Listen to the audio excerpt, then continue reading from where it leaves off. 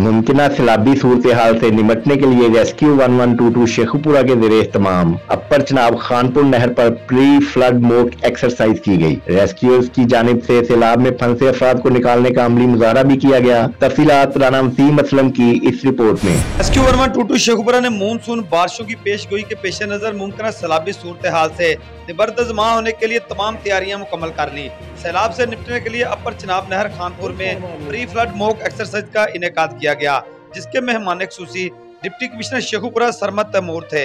Deputy commissioner ने सैलाब से निपटने के लिए लगाए गए तमाम अदारों के रिलीफ कैंपों और फर्जी मशकों का मुआयना किया।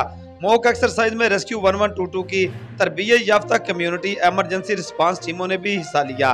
पीडीएमए के नुमाइंदे ने तमाम अदारों खुसूसन रेस्क्यू 1122 की कारकर्दगी पर मुकम्मल इजहार इत्मीनान किया।